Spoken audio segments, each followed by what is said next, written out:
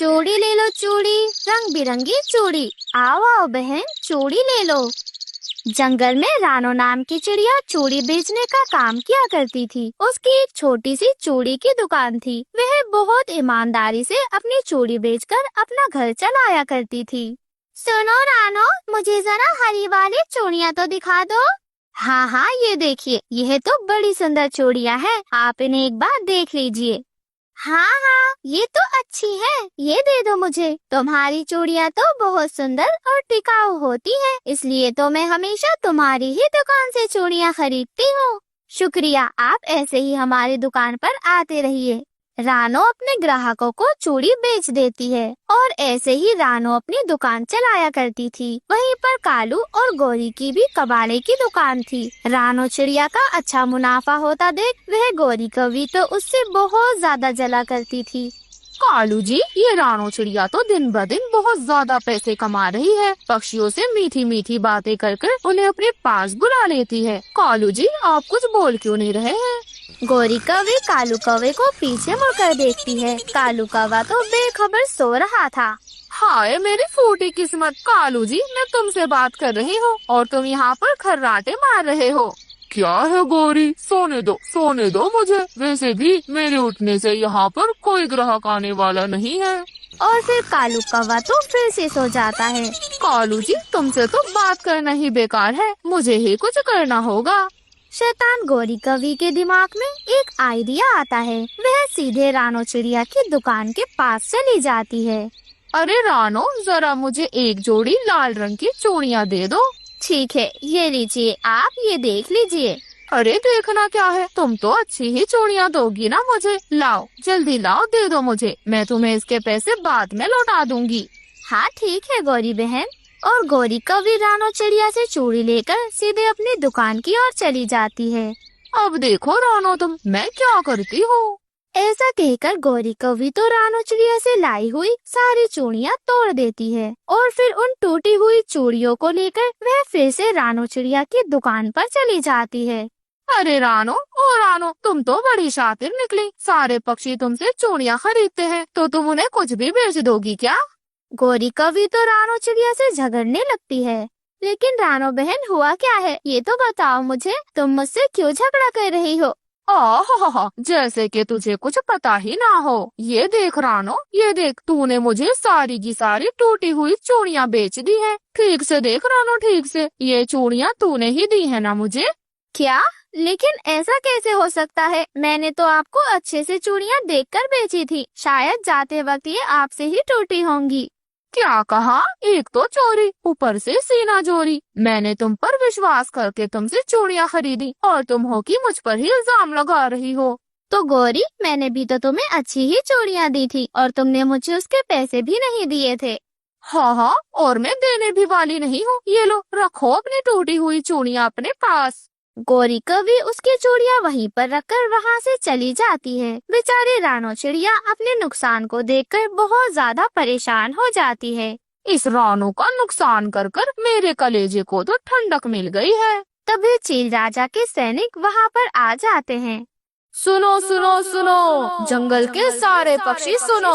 हमारे जंगल के राजा जी ने इस बार हमारे जंगल के बच्चों के लिए घोंसला बनाने की प्रतियोगिता रखी है। जिन पक्षियों के बच्चे इस प्रतियोगिता में हिस्सा लेना चाहते हैं, वो अपना नाम लिखवा दो जल्दी जल्दी।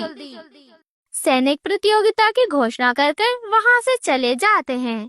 अरे वाह, ये तो बहुत अच्छी बात है। इस प्रतियोगिता में हमारे सभी बच्चे भाग ले सकते हैं। मेरे बच्चे अपना घोंसला बनाना और अपनी सुरक्षा करना सीख जाएंगे। हाँ हाँ, जंगल के सारे पक्षियों के बच्चों को इस प्रतियोगिता में भाग लेना ही चाहिए। मैं यह बात जाकर मिट्ठू जी को बताती हूँ। लो जाकर सब हिस्सा लो, लेकिन जीतेगा तो मेरा बेटा जग्गू ही। और फिर सभी पक्षी अपने अपने बच्चों को प्रतियोगिता के बारे में बता देते हैं। अरे वाह मम्मा, मैं भी इस प्रतियोगिता में हिस्सा लूंगी मम्मा। हाँ हाँ जरूर लेना, लेकिन ये याद रखना, जीतना जरूरी नहीं बल्कि सीखना जरूरी है। हाँ मम्मा ठीक है, मैं तो अभी से ही सारी तैयारियों में लग जाती हूँ। वहीं दूसरी तरफ गौरी कवि अपने बेटे जग्गू से कहती है, जग्गू, मैंने एक बार कहा ना, तुझे हिस्सा लेना ही होगा और उस प्रतियोगिता में जीतना भी होगा। अरे गौरी, अगर वो हिस्सा नहीं लेना चाहता तो तुम जबरदस्ती क्यों कर रही हो? तुम तो चुप ही रहो कालू जी, खुद तो कुछ करते नहीं हो और अपने बच्चों को भी बिगाड़ रखा है। हम कब तक ही कबाड़ा बेचते रहेंगे? अगर इस प्रतियोगिता में जग्गू जीत गया तो हमें इसका बड़ा इनाम मिल सकता है। अरे लेकिन मम्मा, मैं घोंसला किस चीज का बनाऊंगा? जग्गू, हमारे पास तो बहुत सारा कबाड़ा है, तुम उसी का घोंसला बनाना। देखना जग्गू, राजा जी तुम्हारा घोंसला देखकर खुश हो जाएंगे। गौरी कवि जैसे तैसे अपने बेटे को प्रतियोगिता में हिस्सा लेने के लिए मना ही लेती है। जंगल के सारे पक्षी अपनी मेहनत और लगन से अलग अलग प्रकार के घोंसले बनाने लगते हैं। गुड़िया ने भी लकड़ियों से एक बहुत ही सुंदर सा घोंसला बनाया था। ये देखो मम्मा, मैंने तो लकड़ियों का घोंसला बनाया है।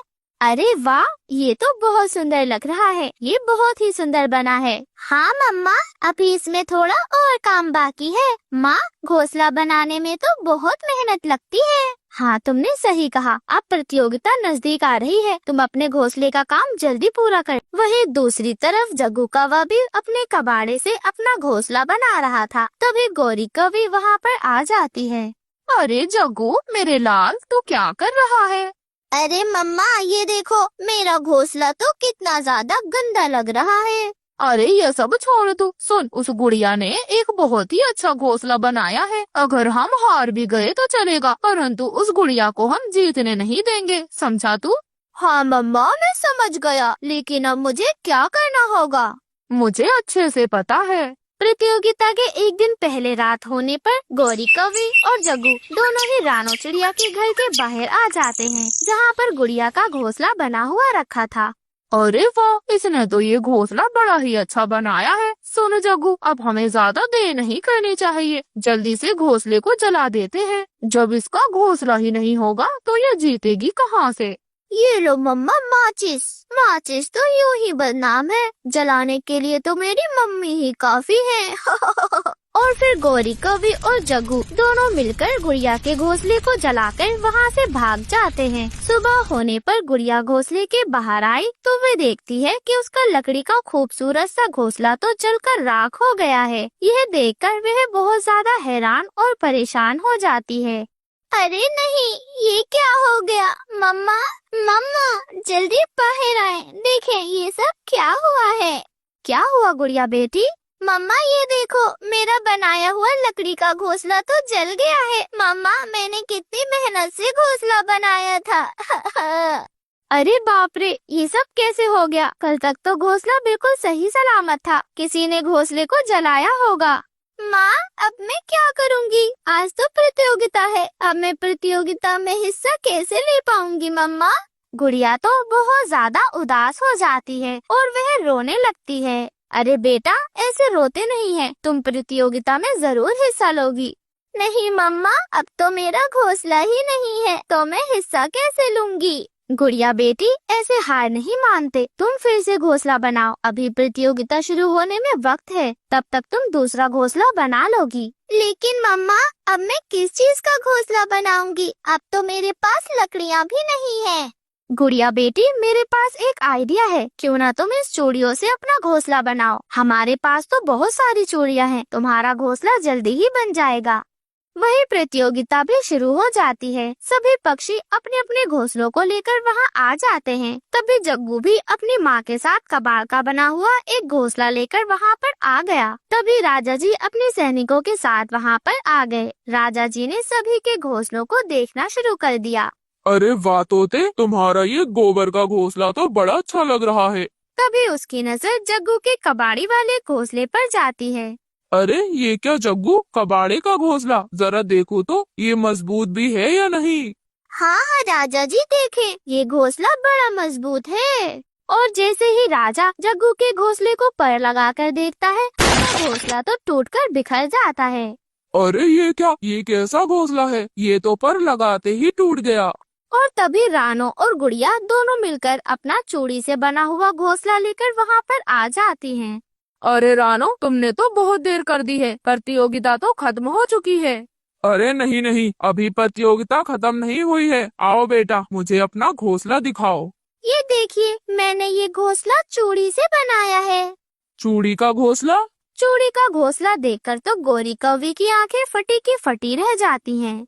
अरे वाह बेटा, ये घोंसला तो बड़ा ही सुंदर और मजबूत है। आज तुमने साबित कर दिया कि हम पक्षी मुसीबत में किसी भी चीज का घोंसला बना सकते हैं। आज की ये प्रतियोगिता की विजेता गुड़िया है। यह सुनकर रानो चिड़िया और गुड़िया दोनों बहुत ज्यादा खुश हो जाती हैं। शुक्रिया महाराज जी। गुड़िया बेटी, आज आपने मेरा नाम रोशन कर दिया। मुझे आप पर नाज है मेरी बच्ची।